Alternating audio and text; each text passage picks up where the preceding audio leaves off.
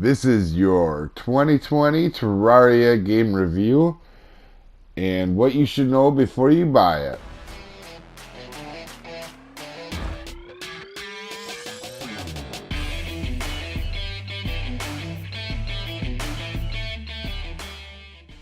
Alright guys, hopefully this 2020 game review will help you guys out before you buy the game. Terraria is a action adventure sandbox survival game. It was made by Relogic in May of 2011. Normally, if the game isn't on sale on PC or console, it's around $10. Terraria has multiplayer and single player. It does not have servers or official servers. Terraria has multiple stages of difficulty, including even how your character dies, including softcore, medium core, and hardcore. And then the modes of gameplay, normal, expert, and master mode if you are on PC with the Journey's End update. There is 4 major fighting styles or classes in Terraria: melee, ranged, or magic. And also, there's kind of another one called Summoner, and you most of the time combine multiple types, and you kind of find your own play style within them. Most of them items you get for them play styles, or I guess you call your progression items, come from beating the bosses or exploring rather than crafting, which is kind of interesting because most survival games are kind of do that through a crafting based system.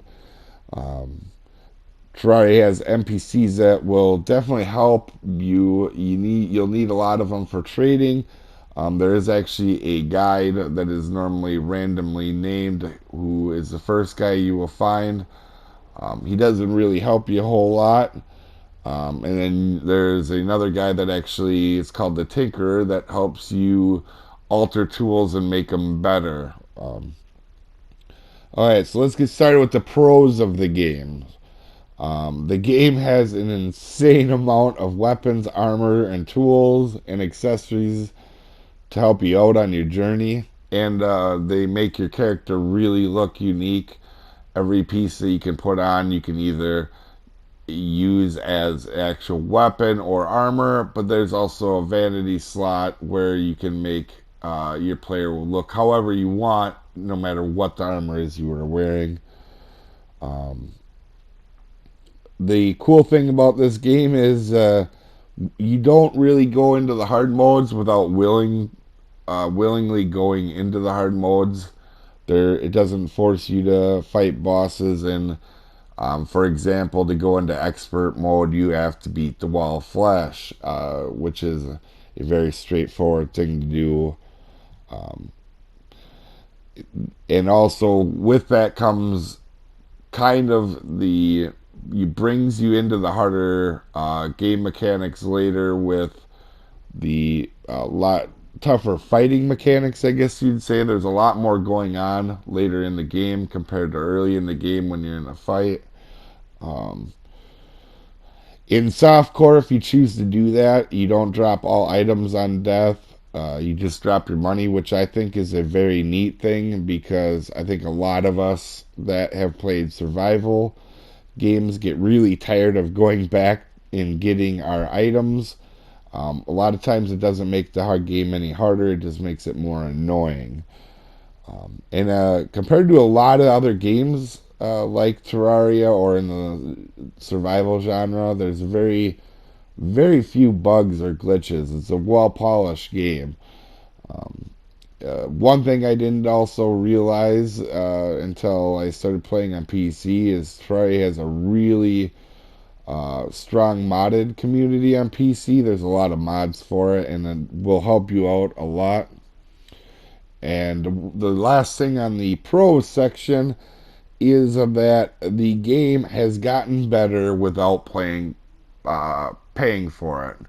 The players haven't had to buy DLCs. We haven't had to buy pay to win items. It's been absolutely free, and I think that's a very rare and unique thing nowadays, as every game seems to be trying to pull every penny out of every player.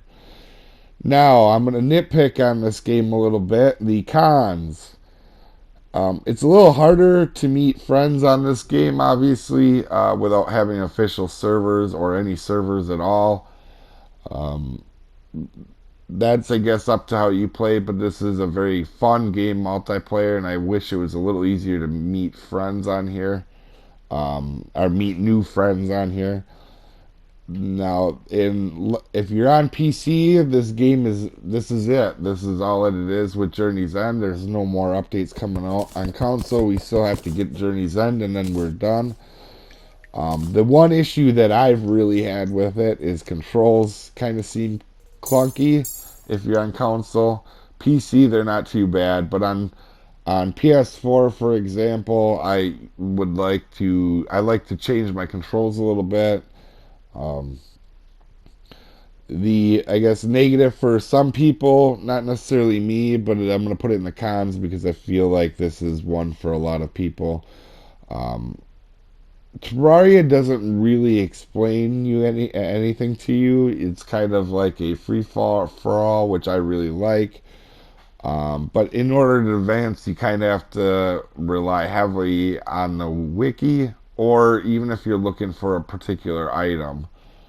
Um, so if you're a survival player, I definitely recommend this game, especially if you're bored with the other survivor games you're playing. It's a very good game, well polished game, fun to play, uh, but it's not going to be for everyone, obviously. I do give it like a 9 out of 10 because of how well polished it is, how much fun you can have with this game, especially being at like $10. In fact, I think I got it on PC and on console for like $5 each on sale.